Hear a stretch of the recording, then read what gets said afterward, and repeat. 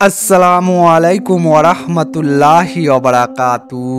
প্রিয় দর্শক মণ্ডলী, আপনারা সবাই কেমন আছেন?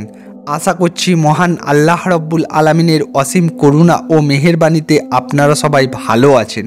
তো বন্ধুরা, আজকে আমি আপনাদেরকে বলবো যে কোন পথে আপনারা চললে আল্লাহ পাককে পাবেন, সেই দুটো পথের কথা আমি আজকে এই ভিডিওর মধ্যে আলোচনা করব। হ্যাঁ বন্ধুরা, আল্লাহ রব্বুল আলামিন আমাদেরকে দুটো পথের কথা বলেছেন, যে দুটো পথের যে পথে আমরা চলতে পারবো সেই সম্বন্ধে আজকে আমি এই ভিডিওর মধ্যে আলোচনা করব। তো বন্ধুরা, কোরআন এবং হাদিস থেকে আমরাও দুটো পথের কথা উল্লেখ পাই, এবং কোন পথে আমরা চলতে পারবো এবং কোন পথে আমরা চলতে পারবো না সেই সম্বন্ধে আমরা কিন্তু জানি না। তো বন্ধুরা, এই দুটো পথের কোন পথে চললে আমরা আল্লাহ রব্বুল আলামিনকে পাবো এবং আমাদের দোয়া এবং আমাদের ফারিয়াদ আল্লাহর কাছে পৌঁছাতে পারবো, সেই সম্বন্ধে আজকে আমরা বিস্তারিত আলোচনা করব। তো বন্ধুরা, এই দুটো পথের একটি পথ আমাদের জন্য আর একটি পথ কিন্তু অন্য অলি আউলিয়াদের জন্য। তো বন্ধুরা, এই দুটো পথের কোন পথটি আমাদের জন্য সেই সম্বন্ধেও আমরা জানব, এবং কোন পথে চললে আপনারা অলিও হতে পারবেন সেই সম্বন্ধেও আমরা জানব।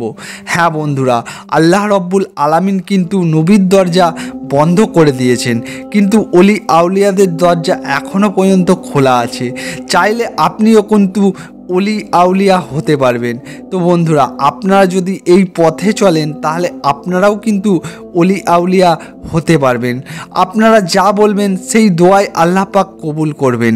অলি আউলিয়াদের মর্যাদা আল্লাহ পাক অনেক উঁচুতে রেখেছেন। হ্যাঁ বন্ধুরা, অলি আউলিয়াদের মর্যাদা আল্লাহ পাক অনেক উঁচুতে রেখেছেন। তো বন্ধুরা, চলুন আমরা জেনে নিই কোন দুটো পথের কথা আল্লাহ পাক হাদিস এবং কোরআনে বা হাদিস শরীফে বর্ণিত করেছেন। তো বন্ধুরা, প্রথম পথটি হলো সাধ্য পথ এবং দ্বিতীয় পথটি হলো অসাধ্য পথ। তো বন্ধুরা, এই প্রথম পথটি সাধ্য পথ, সেটা হচ্ছে আমার আপনার জন্য। হ্যাঁ বন্ধুরা, এই সাধ্য পথে কিন্তু আপনি চলবো। এই সাধ্য পথে কি কি করতে হবে? তো বন্ধুরা, এই সাধ্য পথে আমরা নামাজ, রোজা, কোরআন এইসব তেলাওয়াত করব, এবং নামাজ, রোজা এইসব যদি ঠিকঠাক টাইমে মেনটেন করে পড়তে পারি বা আল্লাহর হুকুম আহকামকে যদি আমরা পালন করতে পারি, নবীর যে বলে গেছে সেই পথে আমরা চলতে পারি, এইটা হচ্ছে সাধ্য পথ। এবং দ্বিতীয় নম্বর হচ্ছে অসাধ্য পথ। হ্যাঁ বন্ধুরা, এই অসাধ্য পথ হচ্ছে অলি আউলিয়া যিনারা আছেন তিনারা এই অসাধ্য পথ অবলম্বন করেন। হ্যাঁ বন্ধুরা, আমরা কিন্তু এই অসাধ্য পথ অবলম্বন করতে পারি না। তো বন্ধুরা, এই অসাধ্য পথ কীরকম? তো বন্ধুরা, এই অসাধ্য পথ হচ্ছে তিনারা নামাজ, রোজা, হজ, জাকাত সবই দেন, সবই করেন, কিন্তু তার সত্ত্বেও তিনারা কিন্তু আল্লাহর ধ্যানে মগ্ন হয়ে থাকেন। যেমন ধরুন, হাদিস শরীফ থেকে বর্ণিত আছে, হযরত আবু বকর সিদ্দিক রাদিয়াল্লাহু তাআলা আনহু একদিন ক্ষুধার্ত অবস্থায় তিনি তার বাসায় গেলেন বা তার বাড়িতে এলেন।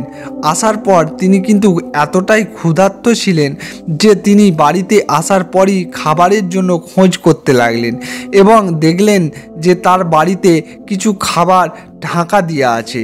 তখন তিনি সেই খাবারকে দেখে সেই খাবারের পাত্রকে নিয়ে কিছু দানা নিজের মুখে ঢুকিয়ে দিলেন এবং চিবাতে লাগলেন।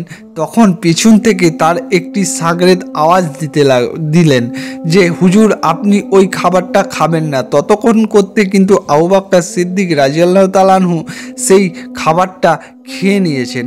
তখন সেই পেছন থেকে তিনার যে শাগরেদ ছিলেন বা তিনার যে সহকর্মী ছিলেন, তিনি বললেন যে, হুজুর, এই খাবারটা আমায় একজন দিয়েছিল, তখন আমি ওষুধপত্র বা টুকটাক করতাম।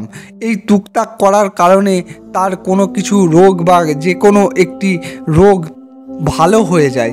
সেই কারণে সে কিন্তু তখন আমাকে পয়সা দেয়নি, পরবর্তীকালে আজকে তার যখন বাসার পাশ দিয়ে আমি আসছিলাম, তার বাড়িতে অনুষ্ঠান হচ্ছিল।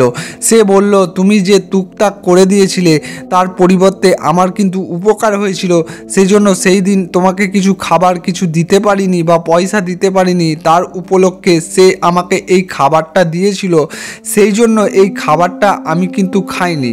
তখন তো আমি মুশরিক ছিলাম, এখন মুসলমান হয়ে গেছি, সেই খাবারটা খাওয়া যাবে কি না সেই জন্য আপনাকে জিজ্ঞেস করব বলে এই খাবারটা আমি এখানে নিয়ে এসেছি।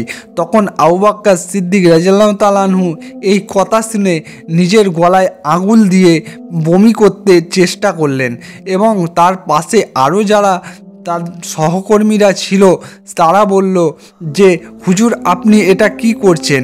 তখন তিনি বললেন যে, আমি বমি করার চেষ্টা করছি, কেন কি এই খাবারটা খাওয়া হালাল হবে না, এই খাবারটা হারাম। তখন তিনারা বললেন, আপনি একটু পানি খান, খাওয়ার পর পেট ভর্তি পানি যখনই হয়ে যাবে তখন আপনার এই বমি হয়ে যাবে বা সেই খাবারের দানাগুলো এই বমির সাথে বেরিয়ে আসবে। তখন তিনি পানি খেয়ে সেই খাবারের দানাগুলোকে বমির মাধ্যমে বাহিরে বার করলেন, কেন কি নবী করিম সাল্লাল্লাহু আলাইহি ওয়াসাল্লাম বলেছেন যে আপনার পেটে যদি খাবারের কোনো দানা বা খাবারের যদি কোনো কিছু যে হারাম উপার্জিত খাবার যদি আপনার পেটে থাকে তাহলে আপনি কখনোই সত্যিকারের মুসলমান হতে পারবেন না, বা আপনি কখনোই আল্লাহ পাক আপনার দোয়াকে কখনোই কবুল করবেন না। হ্যাঁ বন্ধুরা, আপনার পেটে যদি হারাম খাবার থাকে তাহলে আল্লাহ পাক কখনোই আপনার দোয়াকে কবুল করবেন না। এটা হচ্ছে অসাধ্য পথ। হ্যাঁ বন্ধুরা, এই অসাধ্য পথে অলি আউলিয়ারা চলেন, এই পথে কিন্তু আমি আপনি চলতে পারবো না। হ্যাঁ বন্ধুরা, আপনি যদি এই পথে চলেন তাহলে আল্লাহ পাক অলির দরজা এখনও পর্যন্ত খোলা রেখে দিয়েছেন, আপনিও কিন্তু অলি হতে পারবেন। তো বন্ধুরা, এটা হচ্ছে অসাধ্য পথ।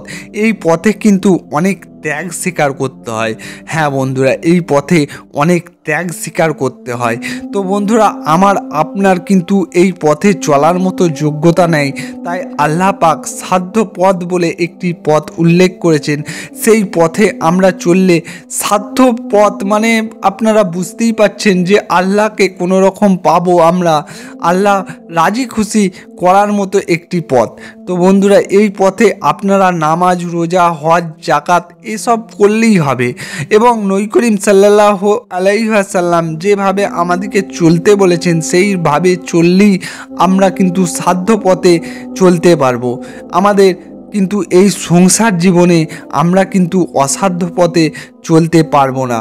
তো বন্ধুরা, এই সাধ্য পথে আপনারা যদি চলেন, আপনারাও কিন্তু এই সাধ্য পথ অনুযায়ী চললে আল্লাহকে পাবেন।